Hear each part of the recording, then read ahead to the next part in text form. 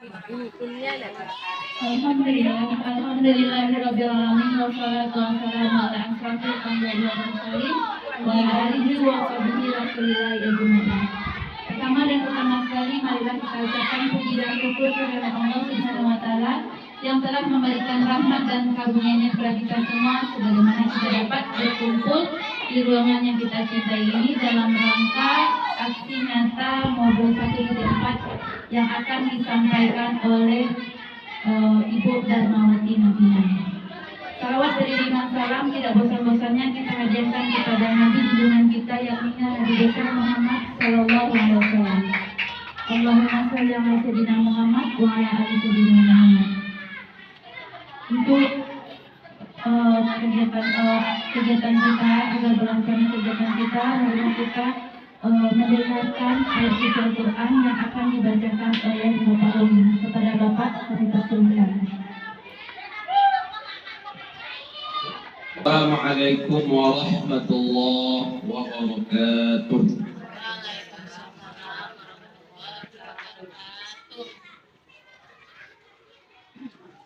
A'udzu billahi minasy syaithanir rajim.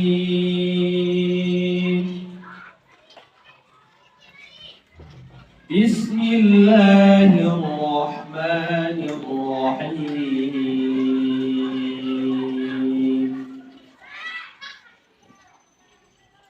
Ya ayyuhalladzina amanu ittaqullaha haqqa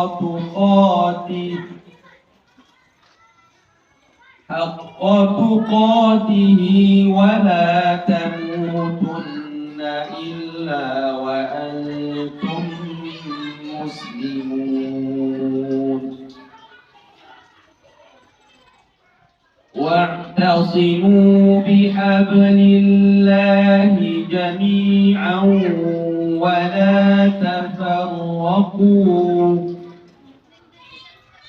واذكروا نعمة الله عليكم إذ كنتم أعداء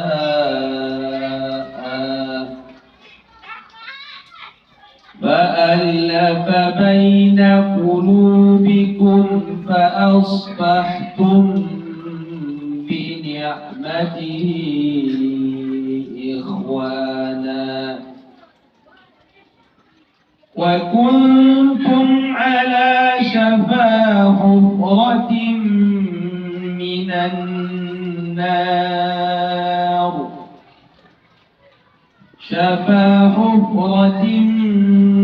النار فأنقذكم منها كذلك يبين الله لكم آياته لعلكم تهتدون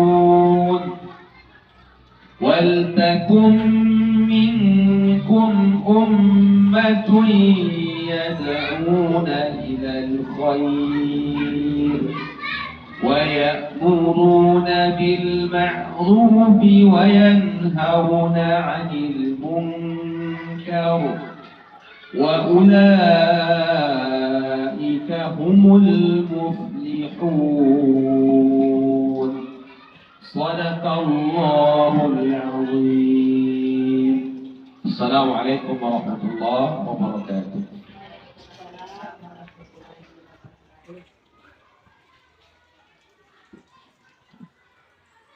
Terima kasih kita ucapkan kepada Bapak Umi yang telah melantunkan ayat suci Al-Quran di hadapan kita semua.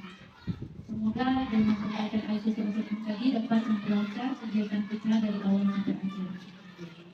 Untuk acara yang kedua, yaitu menyanyikan lagu Indonesia Raya yang akan dipimpin oleh Ibu Ika. Kepada Ibu Ika, kami persilakan. Hadirin dipersilakan berdiri.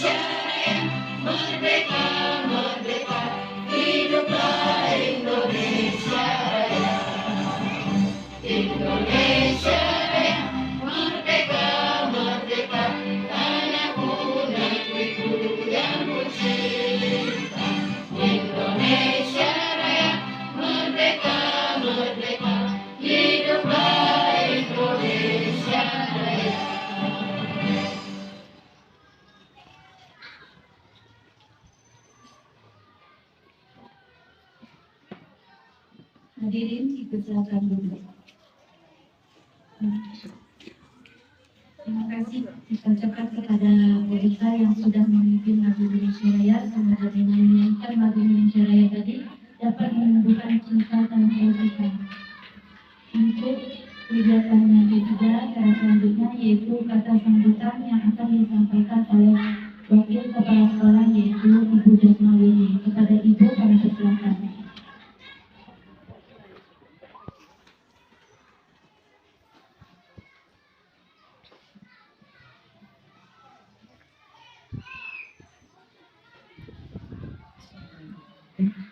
Assalamualaikum warahmatullahi wabarakatuh.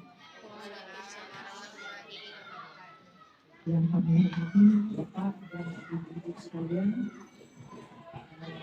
pertama sekali marilah kita mengucapkan syukur kepada Allah Subhanahu wa Ta'ala yang telah melimpahkan rahmat dan karunia kepada kita semua sehingga kita telah dapat menghadiri acara kita pada siang hari ini, yaitu tentang aksi nyata dari teman kita dari CDP Angkatan ke-9 Kota Padang.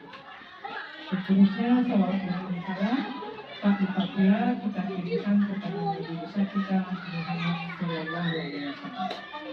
Pertama sekali kami mengucapkan terima kasih kepada rekan-rekan sekalian yang pada hari ini kita telah bisa berkumpul di ruangan yang sangat sederhana ini untuk mendengarkan dan menyaksikan aksi nyata dari salah seorang teman kita itu yang bernama Ibu Darmawati SPD, yaitu tentang aksi nyata modul 14 tentang diseminasi budaya positif. Nah, oleh karena itu kami berharap sekali kepada Bapak dan Ibu semuanya, mari kita dengarkan bersama-sama paparan daripada Ibu Wati tersebut sehingga kita bisa pula memahaminya tentang apa-apa yang termasuk ke dalam diseminasi budaya yang positif itu dan bagaimana langkah-langkah yang harus kita jalankan untuk ke depannya. Dan setelah mendengarkan paparan dari Ibu Darmawati SPD ini, kami pun juga berharap pula kepada seluruh Bapak dan Ibu untuk dapat pula memberikan aksi juga terhadap kelas kita masing-masing. Nah, ini sangat berguna sekali bagi kemajuan sekolah kita, terutama pada kelas kita masing-masing. Nah, hal ini mudah-mudahan sangat bermanfaat bagi kita. Nah, oleh karena itu, mari kita simak secara serius, konsentrasi, dan penuh dengan rasa bertanggung jawabnya kita selaku guru, supaya kita bisa juga bersama-sama dan bekerja sama dalam rangka memajukan SD kita, yaitu SD 22 Lubuk Linggau. Barangkali mungkin tidak banyak antara yang dapat saya sampaikan, dan terakhir kami berharap kita dapat menyimaknya dengan baik. Dan terlebih terkurang kami mengucapkan terima kasih dan ditutup dengan Assalamualaikum warahmatullahi wabarakatuh.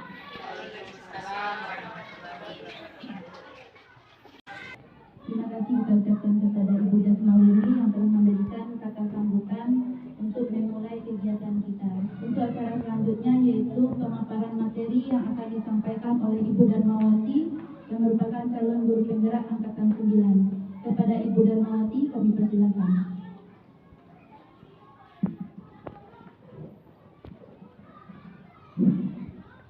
Terima kasih kepada Bapak. Assalamualaikum warahmatullahi wabarakatuh.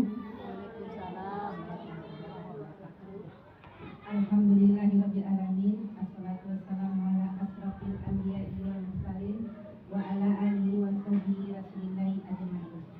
Pertama, marilah kita selalu mengucapkan puji dan syukur atas kehadiran Allah Subhanahu wa taala, yang mana berkat limpahan rahmat kita dapat masih berkumpul di ruangan ini dalam mengikuti acara aksi nyata modul 14 Diseminasi Budaya Positif.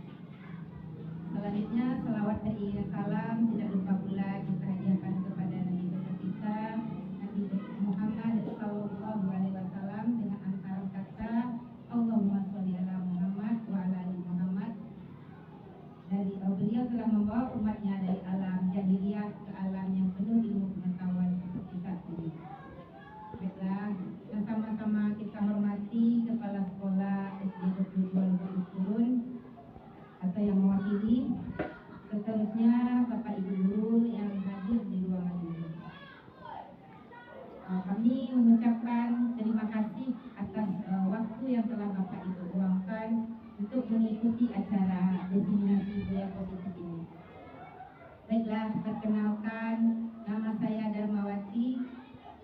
Saya CGP Angkatan 9 dari Kota Padang dan instansi SD 22 Lubuk Linggau. Kali ini saya akan memaparkan tentang budaya positif. Nah, kita mulai dari yang pertama, itu latar belakang. Ini berdasarkan filosofi Ki Hajar Dewantara. Mungkin Bapak Ibu sudah tahu siapa Ki Hajar Dewantara ini.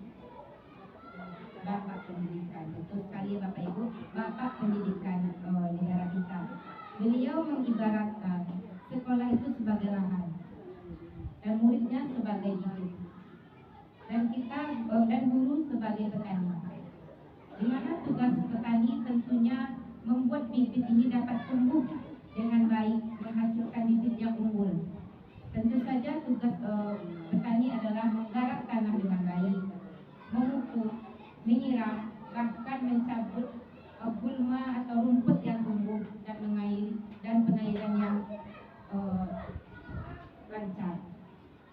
Nah, berdasarkan pemikiran beliau ini, maka sekolah diibaratkan sebagai tanah, di mana tanah tadi adalah tempat dan cocok tanam.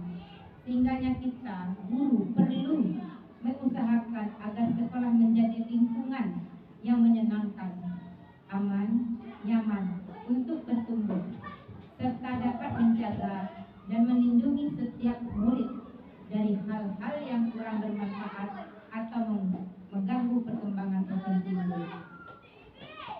Nah, tentu saja ini tidak terlepas dari kerjaan sama kita semua. Kita perlu mewujudkan sekolah yang nyaman, perlu kerjasama yang kita sebut sekarang dengan kata kolaborasi. Tidak mungkin satu orang guru saja yang bertindak atau kepala sekolah saja yang bertindak di sekolah ini, itu tidak mungkin. Ini perlu kerjasama antara kepala sekolah, guru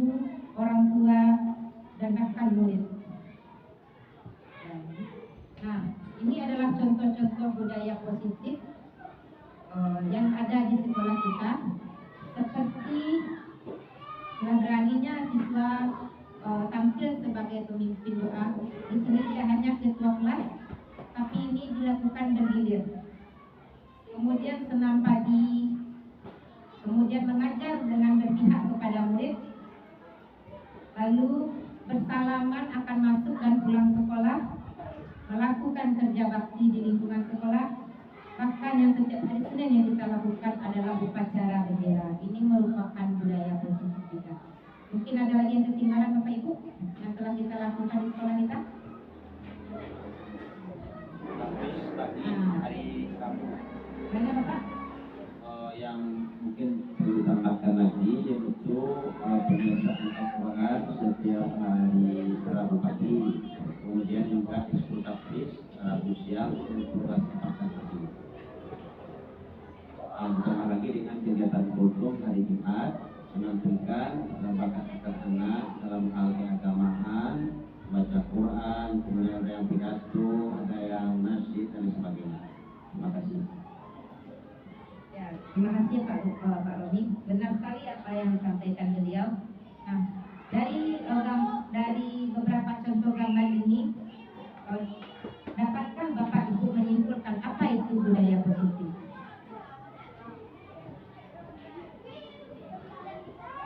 Bagaimana budaya positif? Kebiasaan yang dilakukan pada setiap hari di sekolah kita Kebiasaan yang dilakukan setiap hari yang bernilai bagaimana? yang bernilai positif. Yang bernilai positif. Nah, positif ini tentunya baik ya Ibu. Nah, baik.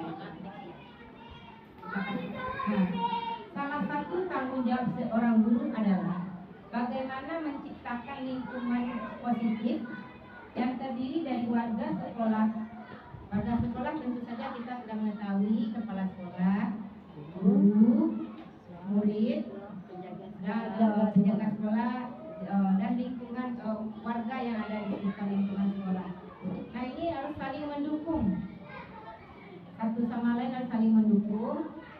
Kemudian saling belajar, saling bekerja sama, sehingga tercipta kebiasaan-kebiasaan yang baik. Dari kebiasaan-kebiasaan baik ini akan tumbuh menjadi karakter yang baik.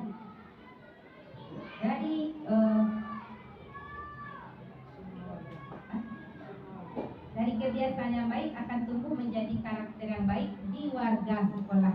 Pada akhirnya karakter-karakter dari kebiasaan yang baik ini akan terciptalah budaya positif. Nah, beberapa gambaran tentang budaya positif ini ada 7 yang akan saya jelaskan pada siang ini. Yang pertama adalah perubahan paradigma belajar, kedua disiplin positif, ketiga memotivasi perilaku manusia, yang keempat kebutuhan dasar manusia, yang kelima posisi kontrol restitusi, 6 keyakinan kelas, 7 segitiga restitusi. Nah, mari kita jabarkan satu persatu. Dimulai yang pertama perubahan paradigma belajar. Nah, di sini ada sebuah permainan. Permainannya buka tutup. Kami mohon 2 orang guru untuk maju ke depan. Silakan yang mau.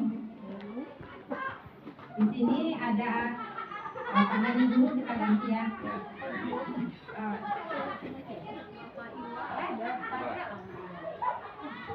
Pak Romi dan Bu Ira. Sekarang silakan memilih sebagai anak A siapa, anak D siapa. Baru dijelaskan. Anak A, Romi ya. Nah, tugas dari anak A ini adalah Bapak Romi berkewajiban untuk menyembunyikan sesuatu yang berharga di tangannya beliau. Nah, tugas Pak Romi adalah menyembunyikan sesuatu di tangannya. Tugas anak Bu Ira adalah membuka. Bagaimana beliau membuka tangan itu sampai tahu apa isi dari tangannya. Nah, beliau boleh memujuk, memohon, menggelitik.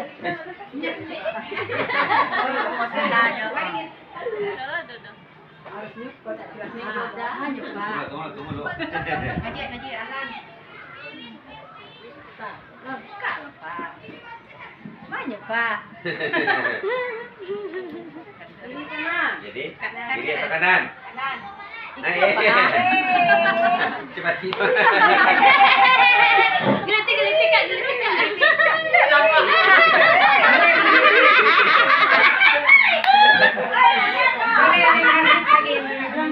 Pak Romi, campurnya lah.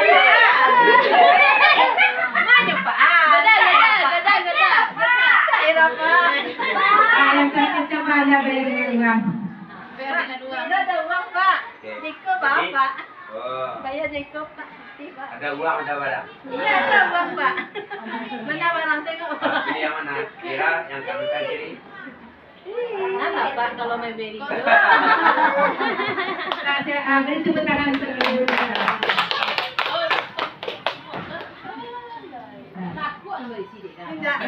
Dari penampilan dua orang guru kita Lama tadi, lagi lama. pertanyaannya, apakah anak A menyerah? Tidak. Tidak. Walaupun Banyak kan? Banyak. kita ganti, apakah guru A menyerah? Tidak. Walaupun guru B telah membujuk, memohon, mengkritik, menggoda, menghardik, mengancam, bahkan bayar dengan uang, guru A tetap teguh dengan pendiriannya. Lalu bagaimanakah perasaan guru A dipaksa oleh guru B? Kurang senang. Gimana Pak?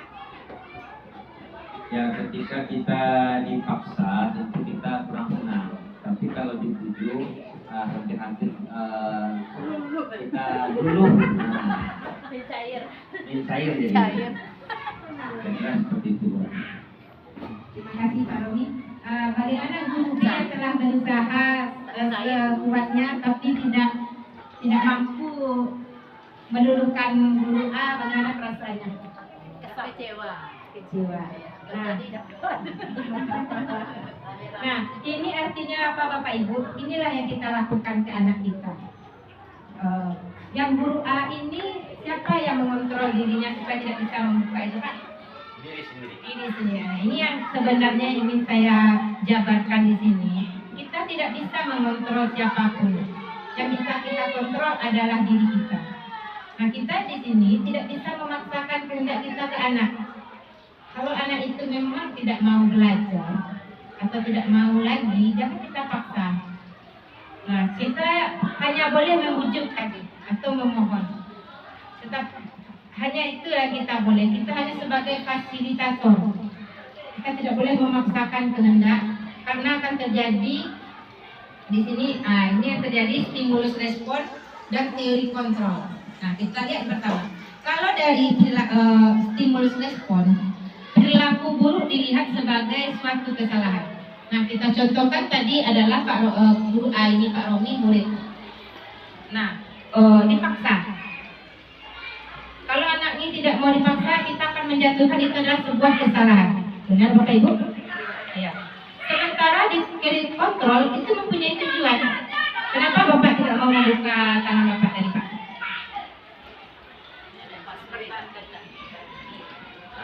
Kenapa Bapak tidak mau membuka tangan Bapak tadi? Karena punya tujuan sendiri.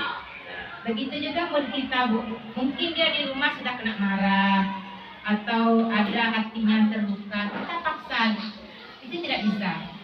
Nah, dari stimulus respon, orang lain bisa mengontrol saya. Istilahnya orang lain bisa mengontrol saya. Itu dilakukan oleh orang dewasa. Contohnya kita guru bisa mengontrol anak, tetapi secara teori kontrol itu tidak bisa. Nah, pemaksaan pada saat dibujuk gagal. Nah, tadi kan kata Bapak Romi setelah dibujuk mulai luluh ya Pak. Ya. Nah, hanya itu bisa kita lakukan ke anak ibu. Kita hanya bisa membujuk, merayu dia, mengajak lagi untuk belajar.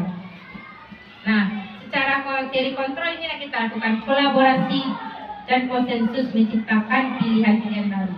Nah, kita beri ke anak mau belajar apa enggak, di mana yang susah, ini ibu ajarkan lagi. Perlu pendekatan lebih intensif dengan murid kita. Nah, stimulus respon, kalau tadi guru A membuka tangan berarti kita akan katakan itu kalah. Dan guru B sebagai pemujuk kita katakan menang. Tapi secara teori kontrol tidak. Guru A mempertahankan keyakinannya kalau seseorang tidak boleh mengetahui apa yang saya dengar. Berarti dia juga menang. Dan guru B telah berusaha sekuat tenaganya, tetapi tidak berhasil juga menang. Karena di sini telah berusaha. Nah, kembali lagi Bapak Ibu, jika anak didik kita tidak mau dan kita telah memberikan sesuatu yang rasanya sudah sesuai dengan kodrat kita sebagai guru, tetapi anak tersebutlah yang tidak mau, berarti hanya yang terakhir saja kita pakai lagi Bapak Ibu. Kita doakan saja supaya terbuka pintu hatinya, belajar ke depannya. Dalam membangun budaya positif, sekolah dapat menyediakan lingkungan yang positif tentunya. Aman, nyaman, agar siswa mampu berpikir, bertindak, dan menciptakan dengan merdeka, mandiri, dan bertanggung jawab. Umumnya, disiplin sangat berkaitan dengan kontrol guru terhadap siswa. Menurut Dr. William Lexer, dalam kontrol teori terdapat miskonsepsi tentang kontrol, yaitu ini. Yang pertama, ilusi bahwa guru mengontrol siswa. Nah, ini tadi Bapak Ibu. Kita tidak bisa mengontrol siswa. Kita hanya bisa memfasilitasi anak kita. Kita hanya bisa memberikan pelajaran yang baik, menyediakan ruang kelas yang nyaman, menciptakan suasana belajar yang menyenangkan. Lalu ilusi bahwa semua penguatan positif efektif dan bermanfaat. Menurut kita mungkin dengan menghargai anak itu, misalnya, kamu kalau nggak belajar mau jadi apa kamu besarnya? Itu menurut kita yang miskonsepsi selama ini. Kita memaksakan. Lalu ilusi bahwa kritik dan membuat orang merasa bersalah dapat menguatkan karakter. Nah, contohnya lagi, mengapa kamu ke sekolah? Bapak ibumu sudah susah-susah mengantarkan kamu ke sini, susah-susah mencari uang untuk kamu sekolah. Sementara kamu tidak mau belajar. Nggak kasihan kamu dengan orang tuamu. Nah, ini juga miskonsepsi jadi. Lalu yang terakhir, ilusi bahwa orang dewasa memiliki hak untuk memaksa. Nah, inilah yang harus kita hilangkan Bapak Ibu. Orang dewasa di sini adalah kita. Nah, kita tidak bisa memaksa kehendak diri kita terhadap anak. Kalau segitu kemampuan anak ya segitu lah. Contoh, ada anaknya lambat dalam menulis, kita paksakan juga. Seharusnya kan kita kurangi saja. Bapak siap, nah itu aja lah ya. Belajar yang dia dengar. Misalnya soalnya dengar, anak mampu menulis 2. Di desa nanya kan, Bu udah capek, Bu udah nggak mau nulis lagi, Bu. Apakah kita akan paksa terus? Pasti kita berikan saja dia waktu kalau hari ini siapnya 2, kamu selesaikan saja di rumah yang 2 ini. Jangan kita beri pula waktu temannya udah pulang, kita tahan pula dia. Ini juga merupakan kesalahan.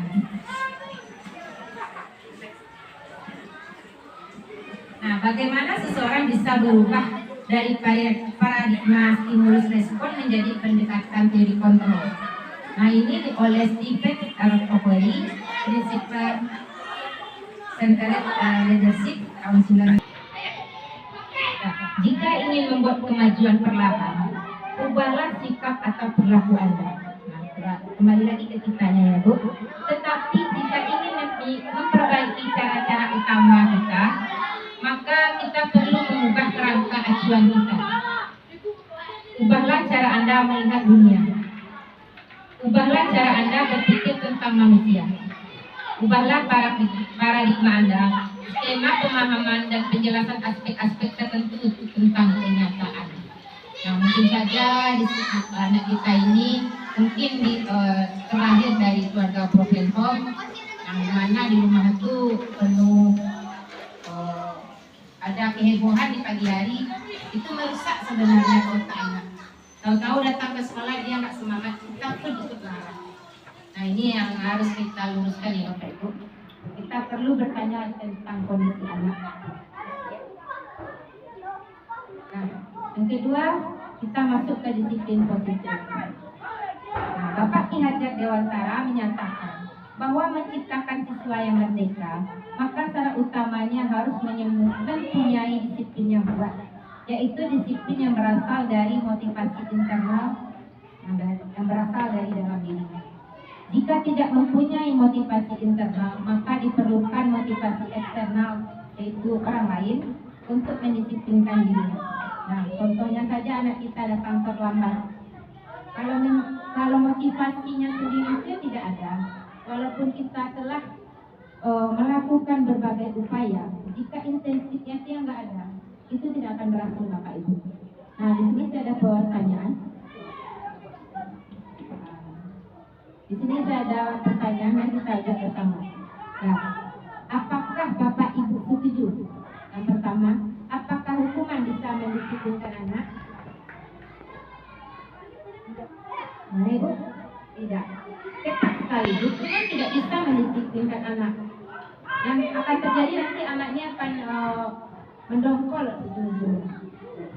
Yang kedua, apakah boleh memberikan hukuman yang bersifat positif seperti mencatat buku, mencabut rumput, memilih sampah bagi siswa yang terlambat?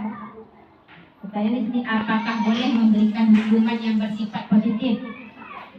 Boleh ya? Boleh ya Bu? Boleh. Nah, yang ketiga, apakah anak yang sudah disiplin boleh diberikan reward? Boleh. Boleh. Betul sekali biar yang lain juga ikut. Nah, kita kembali lagi Bu, ya. Nah, menurut Diana Bosen menyatakan bahwa disiplin berasal dari kata Latin disiplina yang berarti belajar. Kata disiplina juga berasal dari akar kata yang sama, yaitu disipel atau murid atau pengikut. Diana juga menyatakan bahwa disiplin juga berkonotasi dengan disiplin diri siswa. Disiplin diri dapat membuat seorang menggali semua potensi dirinya untuk mencapai suatu tujuan, sesuatu yang dihargai dan bermakna. Seperti kata Ibu tadi, dengan adanya reward pasti anak akan berpacu. Contohnya, hari ini saya terlambat. Nah, sementara teman saya tidak terlambat diberi reward oleh Bu Ira. Pasti anak ini akan menggali potensinya, merubah dirinya untuk tidak terlambat lagi.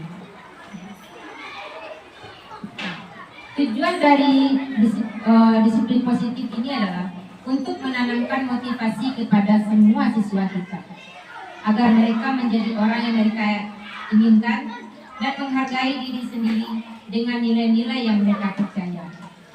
Motivasi ini berasal dari siswa, yaitu internal, sehingga akan berdampak jangka panjang dan tidak akan terpengaruh dengan adanya hukuman dan hadiah. Nah, ini sebenarnya yang akan kita terapkan Bapak Ibu. Jangan dengan hadiah saja anak ini berubahnya. Jangan dengan imbalan-imbalan ada hukuman, ada hadiah, anak akan berubah. Nah, ini harus kita rubah paradigma kita. Di mana anak itu dengan motivasi intrinsiknya, yaitu kesadaran diri mereka lah yang kita tuntut. Jangan karena kalau ada hukuman begini, buati datang buati. Orang anak ini pasti akan bersembunyi, akan ketakutan karena akan diberi hukuman. Atau nanti, awak kalau hari ini sangat terlambat, nanti kan saya cari perhatian depan gurunya. Nanti kita yang nggak respon, anak yang sudah cari perhatian tadi, jadi kita sanksi jadi kan. Padahal dia akan menunjukkan kalau saya nggak datang terlambat, jadi saya ini reward seperti teman saya kemarin. Nah, inilah yang harus kita hilangkan.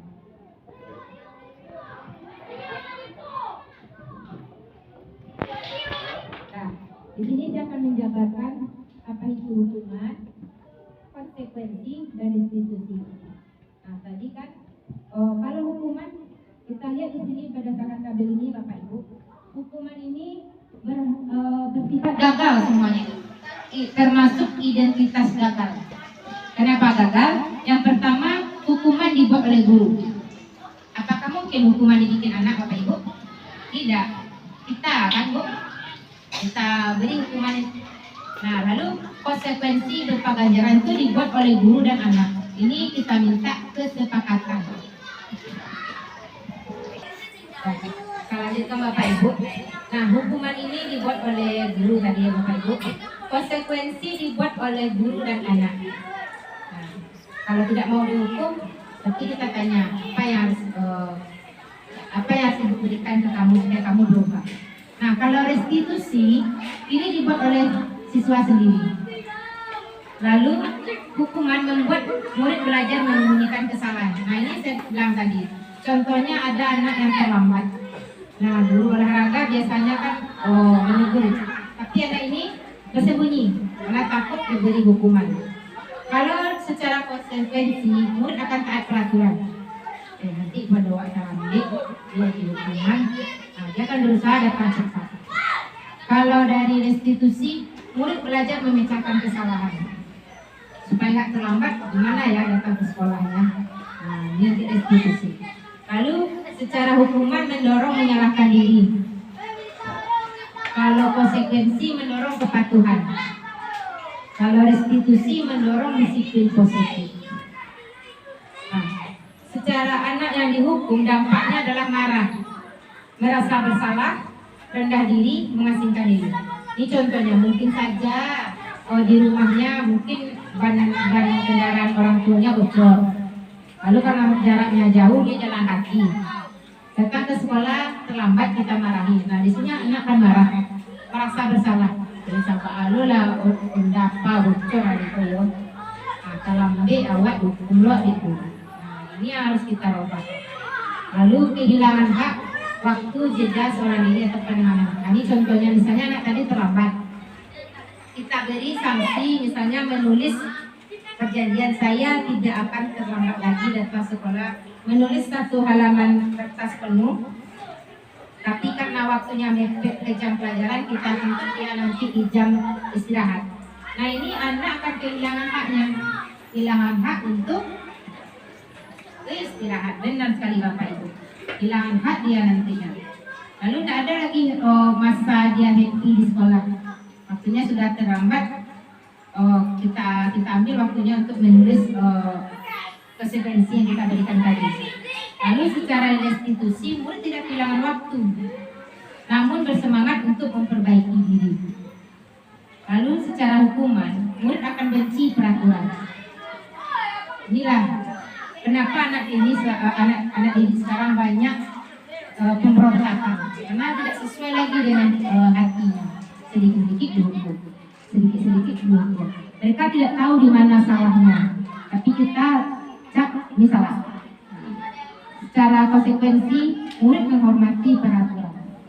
Pada dasarnya pasti mereka menghormati peraturan.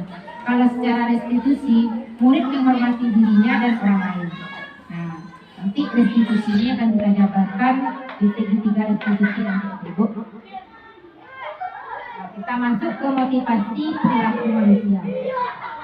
Terdapat 3 motivasi perilaku manusia menurut Jana Gosen, yaitu untuk menghindari ketidaknyamanan atau hukuman. Nah, ini tadi Bapak Ibu. Kalau mereka telah memiliki motivasi internal yang baik, pasti mereka akan menghindari yang namanya hukuman. Karena telah sadar. Lalu untuk mendapatkan imbalan atau penghargaan dari orang lain. Nah, seperti Bu Ira tadi, diberi reward kepada anak disiplin agar teman yang lain pun termotivasi. Nah, ini juga masuk motivasi Bu. Lalu untuk menjadi orang yang mereka inginkan dan menghargai diri sendiri dengan nilai-nilai yang mereka percaya. Nah, ini kalau mereka percaya ini baik, maka mereka akan melakukannya dengan sungguh-sungguh. Nah, inilah tugas kita menyadarkan motivasi intrinsik mereka. Nah, kita masuk yang keempat, yaitu kebutuhan dasar manusia. Nah, yang pertama di sini ada 5 kebutuhan dasar manusia. Yang pertama kebutuhan bertahan hidup. Nah, di sini apakah Bapak Ibu dalam membuka pelajaran pernahkah bertanya tentang kesehatan mereka, menyapa mereka, apakah bagaimana kabarnya anak Ibu? Nah, kalau mereka menjawab semua baik, kita lanjut misalnya, sakit perut Bu. Nah, kita tanya sanggup untuk belajar atau tidak? Nah, kita tanya dulu kesiapannya. Lalu kalau rumah bisa tanya Ibu. Tentang makanan. Pertanyaan saya, setelah kegiatan pagi, yang tadi kan seperti senam, upacara, guru, tahu-tahu anak Ibu makan sebelum masuk kelas dia lari dulu ke warung. Apakah itu Bapak Ibu marahkan atau Ibu biarkan? Dibiarkan Ibu? Ya, tepat sekali. Karena itu merupakan kebutuhan dasar manusia. Karena dia sudah bagaimana Ibu? Sudah melakukan kegiatan berarti dia sudah lelah. Nah mungkin dulunya saya di sini juga melakukan kesalahan ya Bu. Saya tegur. Mana juga lagi bel sudah bunyi, bukannya ke kelas atau ke warung. Kamu Ibu, haus. Nah mungkin di situ, setelah saya belajar tentang ini, berarti saya salah selama ini. Nah mungkin kita melarang seseorang untuk makan dan minum tadi. Kalau hanya sebatas makan minumnya makanan ringan Bapak Ibu. Bukannya salah itu lagi. Tapi mungkin dulu keadaan itu seperti dulu memang begitu. Tapi kalau dibawakan ke sekarang memang begitu pula adanya sekarang. Berarti mengikuti perkembangan zaman ya Bu. Perkembangan zaman. Iya. Kita bawakan yang dulu Nah. sekarang. Sebenarnya gini ya Bu, di CGP ini kami diajarkan tidak untuk bersalah, tapi untuk menyadarkan akan kekeliruan. Tepat sekali Ibu. Terima kasih Bu Net. Nah, lalu kedua, kebutuhan cinta dan kasih sayang. Tentu saja ini berupa cinta. Nah, cinta ini kalau anak 1-2 bolehlah kita terima mereka berpelukan dengan kita.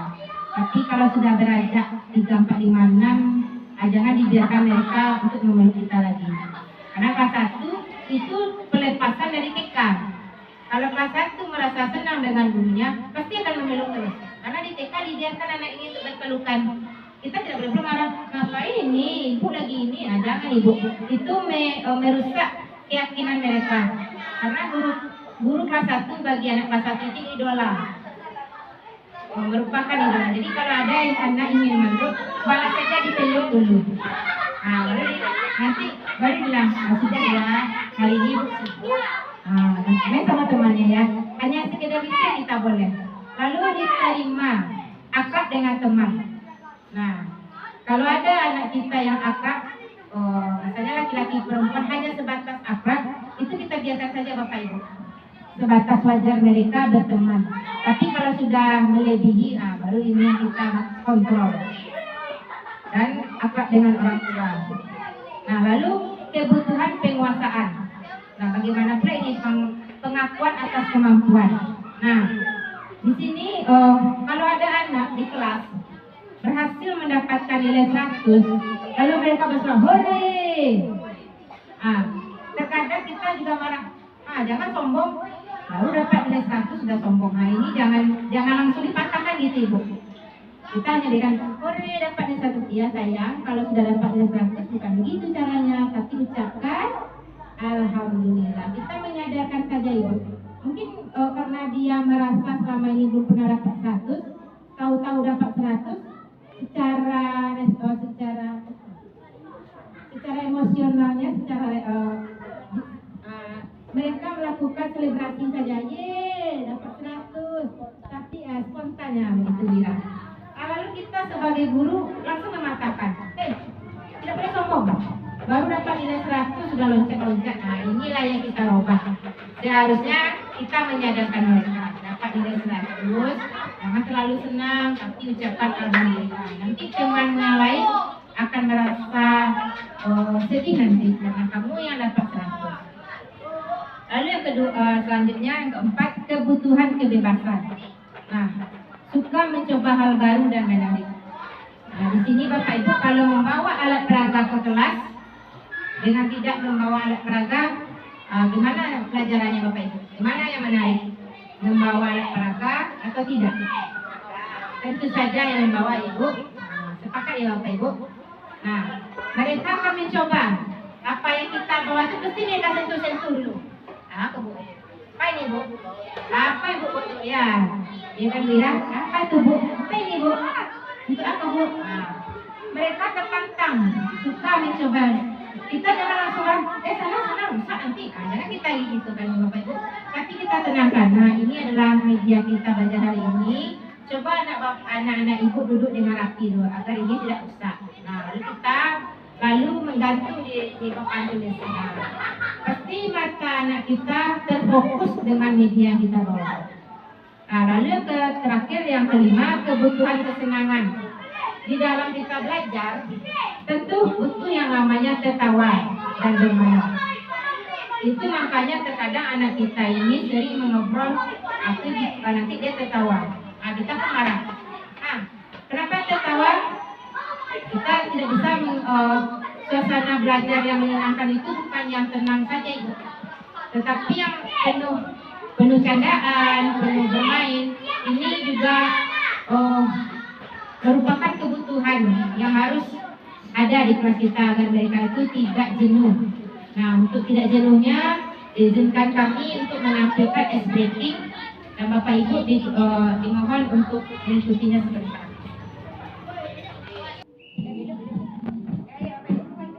Siap ya, gerakan tangan dan kakinya. Hitungan ketiga. 1, 2, 3.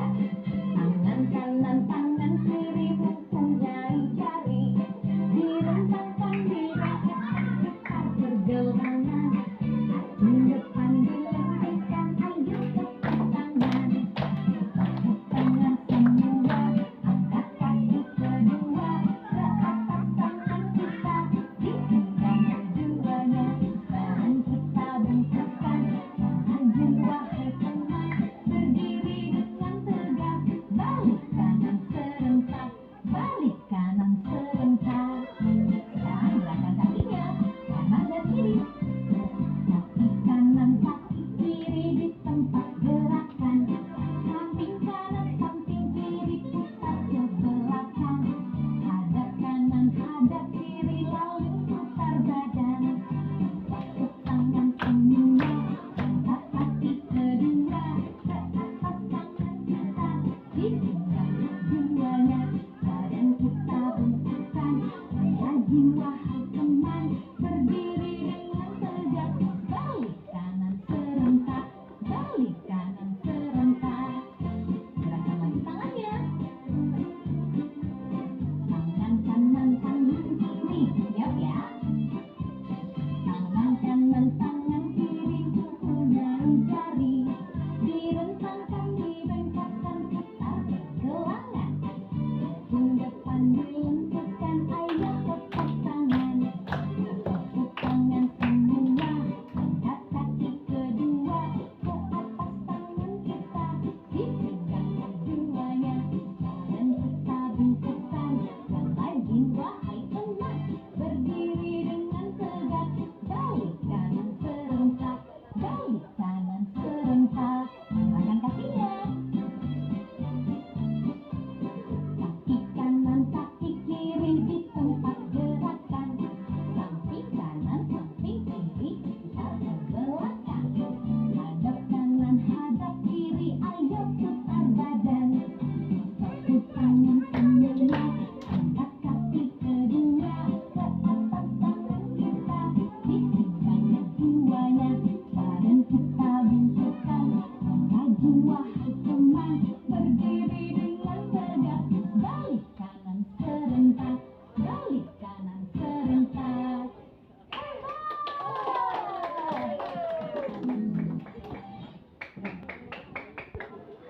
Bagaimana Ibu dengan speaking tadi?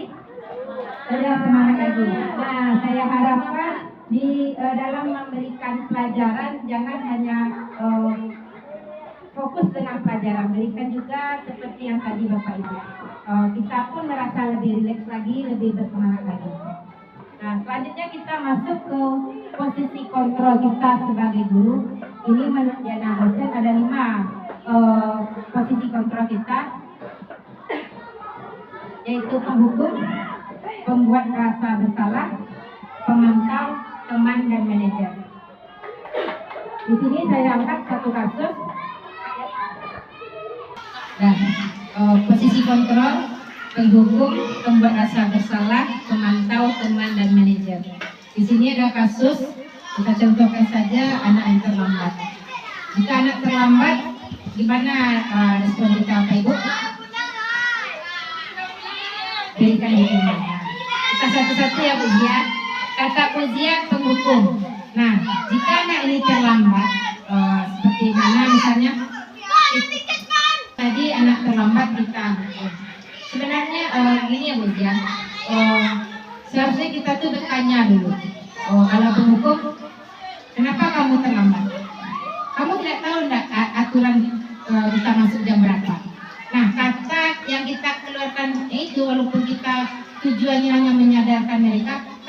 kita jatuhnya menghukum. Kenapa kamu datangnya setengah 8? Ketiduran Bu. Kenapa tidak punya alarm kamu di rumah? Ini penghukum. Lanjut, membuat rasa bersalah. Kita anggap aja anaknya misalnya nih, aduh Adi, tiap hari kamu lagi yang bikin salah, terlambat lagi. Nah ucap, posisi kontrol, penghukum, pembuat rasa bersalah, pemantau, teman dan manajer. Di sini ada kasus, kita contohkan saja anak yang terlambat. Jika anak terlambat, gimana respon kita Bapak Ibu? Berikan dukungan. Kita satu-satu ya Bu Zia. Kata ujian penghukum. Nah, jika anak ini terlambat, seperti mana misalnya? Tadi anak terlambat kita hukum. Sebenarnya gini ya Bu Zia. Seharusnya kita tuh bertanya dulu. Kalau penghukum, kenapa kamu terlambat? Kamu tidak tahu enggak aturan kita masuk jam berapa? Nah, kata yang kita keluarkan itu walaupun kita tujuannya hanya menyadarkan mereka, tapi kita jatuhnya menghukum. Kenapa kamu datangnya setengah 8? Ketiduran Bu. Kenapa tidak punya alarm kamu di rumah? Ini penghukum. Lanjut, membuat rasa bersalah. Kita anggap aja anaknya misalnya nih, aduh Adi, tiap hari kamu lagi yang bikin salah, terlambat lagi. Nah ucapan kita ini membuat mereka tambah rasa bersalah. Mungkin saja di rumahnya mungkin karena orang tuanya sibuk, nah anak ini lambat bangun, tambah rasa bersalah dia ke sekolah. Lalu kita masuk yang ke pemantau. Jikalau anak ini salah, kita beri pula dia hukuman mencatat misalnya di kertas bukunya dengan perjanjian tidak terlambat lagi datang ke sekolah. Karena waktu belajarnya sudah masuk, kita tuntut nanti di dalam jam istirahat. Apa yang kita lakukan dengan pemantau? Kita datang ke anaknya. Hari mana yang surat perjanjian kamu tidak terlambat? Nah ini termasuk pemantau. Lalu kita sebagai teman, tujuan kita ini, hari besok jangan terlambat lagi ya. Enggak kasihan kamu dengan ibu. Masa ya tiap hari aja kamu terus yang urus terlambat lagi. Nah di sini nih kalau yang teman ini ibu, mereka kan tergantung nantinya. Kalau enggak ibunya yang menyadarkannya, nah dia enggak contoh misalnya guru kelasnya yang menyadarkan dia. Atau nanti dengan guru olahraganya dia terlambat, dia enggak respon lagi. Karena perlakuan guru ini berbeda. Mungkin dengan ibu wali kelasnya dengan setiap hari, sementara kami yang guru olahraga hanya 1 kali seminggu, perlakuannya kan berbeda. Lalu manajer, nah yang manajer ini lebih menggali anak. Pagi itu anak terlambat, kenapa kamu terlambat? Ketiduran Bu, berapa tidurnya malam? Terlambat Bu, jam 11. Kenapa kamu sampai tidur jam 11? Ya baru pulang dari kampung Bu. Mungkin saja itu alasannya. Kita nggak marah lagi. Nah, kenapa tidak bangun pagi? Tidak ada alarm di rumah. Ya Bu, lupa HP pun lupa dicas. Nah, udah kayak gitu anak kita. Jangan kita marahkan kamu lagi. Nah, supaya kamu nggak terlambat lagi, besok apa yang kamu lakukan? Ya Bu, dicek dulu HP-nya di malam di setel. Nah, disinilah yang manajer inilah yang harus kita miliki Bapak Ibu. Kita menyadarkan anak dan mereka sendiri yang mencari solusinya. Kesadaran dari dalam diri sendiri. Nah, lalu kita masuk ke 6, keyakinan kelas. Nah, keyakinan kelas ini merupakan nilai-nilai kebaikan atau prinsip-prinsip yang disepakati secara universal. Secara bersama ya Ibu, Bapak. Orang akan lebih semangat atau tergerak untuk melaksanakan keyakinan daripada hanya mengikuti aturan. Nah, kalau sudah terbentuk keyakinan kelas ini, diharapkan anak akan sadar dengan sendirinya. Lalu pembentukan keyakinan kelas ini bersifat abstrak, tidak ada peraturan. Kalau peraturan lebih mengikat, kalau ini lebih rinci dan nyata. Keyakinan kelas berupa pernyataan-pernyataan universal. keyakinan kelas tidak dibuat terlalu banyak, sehingga mudah diingat dan dipahami oleh semua anggota kelas. Keyakinan kelas hendaknya sesuatu yang dapat diterapkan di lingkungan kelas tadi. Semua anggota kelas berkontribusi dalam pembuatan keyakinan kelas melalui kegiatan curah pendapat. Semua anak harus mengeluarkan pendapatnya. Semua anggota kelas bersedia meninjau kembali keyakinan kelas dari waktu ke waktu. Ini kalau jika terjadi kesalahan yang fatal nantinya Pak Ibu. Nah, ini langkah-langkah bagaimana cara kita membuat keyakinan kelas. Yang pertama, kita berikan kesempatan kepada semua siswa untuk membuat peraturan yang ini disepakati. Mereka kesempatan awalnya. Lalu mencatat semua masukan dari siswa. Boleh di sini pakai papan tulis. Kalau kertas stick note nanti yang bisa ditempel ke dinding. Lalu sehingga semua bisa melihatnya. Lalu menyusun keyakinan kelas sesuai prosedur pembentukan kelas.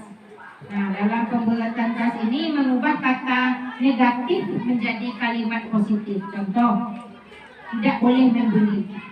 Kita rubah menjadi ramah dan sopan. Mungkin saja anak ini sering diledek, merasa terganggu. Nah, kita rubah kalimatnya menjadi ramah dan sopan. Lalu setelah selesai kita bikin kalimat positif, kita tinjau lagi. Mana yang dicatat, kemudian kita mengajak siswa untuk mencari kebajikan. Contohnya tadi kan tidak boleh membuli, kita rubah positifnya menjadi ramah dan sopan. Kalau nanti mana tahu ada anak menulis tidak boleh datang terlambat, kita rubah menjadi kedisiplinnya, merubah kata positifnya menjadi disiplin. Nah, ini perlu pendapat ke semua kelas, ke semua anak di kelas. Nah, kalau sudah terbentuk, hendaknya tadi jangan terlalu banyak, cukup 3 sampai 7 saja keyakinan kelas ini. Lalu setelah keyakinan selesai, semua anggota kelas itu dapat meninjau ulang dan mengulanginya, menyetujuinya dengan menandatanganinya. Guru dan kelas berikan tanda tangan. Nah, lalu yang terakhir baru keyakinan kelas ini ditempel di dinding kelas agar mudah dilihat. Nah, jadi jika anak merasa ada melakukan kesalahan, kita tidak perlu lagi tidak dilihat. Contoh ada membuli. Hai Ani, Hai Budi, kamu tahu enggak? Membuli itu apa? Setiap hari kamu meledek ya, kita nggak perlu lagi itu Bapak Ibu. Cukup kita tegur. Hai Budi, kamu apa yang kamu lakukan hari ini? Enggak tahu Bu. Kamu tadi membuli si Bayu dengan ngomong kurang sopan. Mereka kan tersentak. Nah, kita tanyakan saja keyakinan kelas apa yang kamu langgar hari ini, Budi? Kata sopan Bu. Nah, bagaimana kedepannya kamu dengan si Bayu? Kamu mengatakan maaf Bu, tidak akan mengulanginya lagi. Nah, disinilah tugas kita menyadarkan murid dengan keyakinan kelas. Jadi kita tidak perlu teriak-teriak, tidak perlu lagi buang-buang energi. Cukup menyadarkan mereka dengan keyakinan kelas.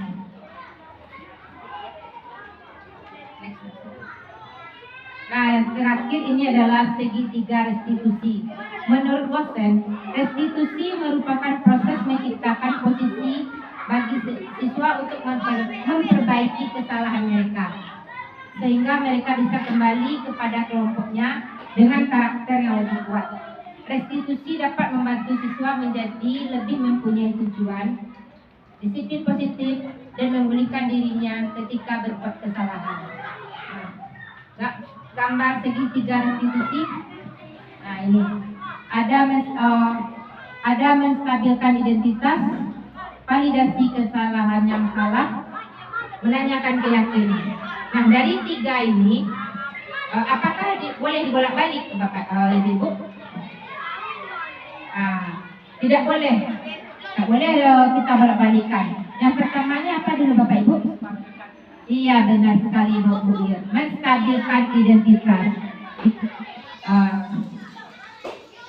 Jika anak merasa melakukan kesalahan, kita restitusi mereka dengan mengatakan Ini, setiap orang pasti pernah melakukan kesalahan. Begitu juga Ibu. Tidak ada manusia yang sempurna di dunia ini. Nah, itu kalimat untuk menstabilkan identitasnya. Kamu bukan satu-satunya yang pernah melakukan ini. Ibu waktu kecil juga begitu. Nah, agar stabil identitasnya Ibu. Lalu yang kedua apa lagi setelah distabilkan?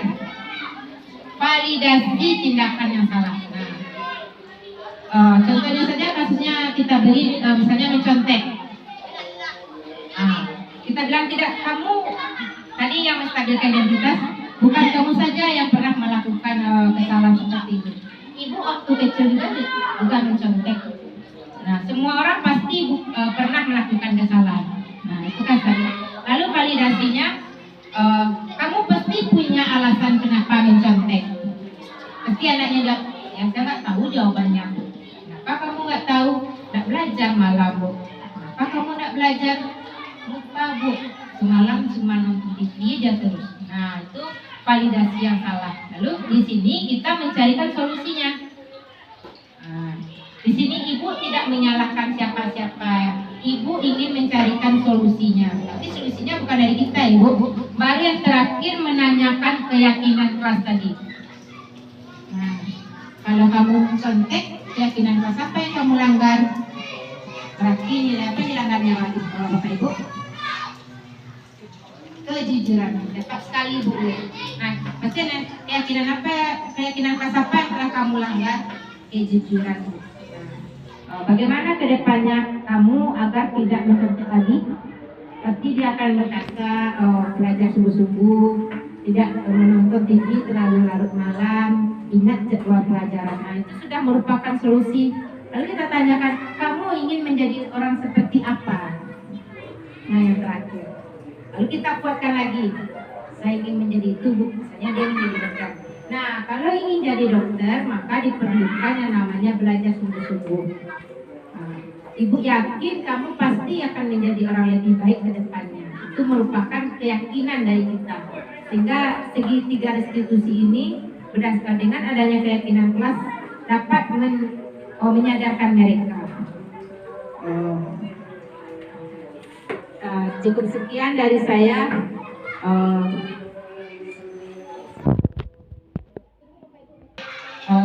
Cukup sekian jabaran tentang budaya positif hari ini. Jika ada Bapak Ibu ingin bertanya, kami persilakan.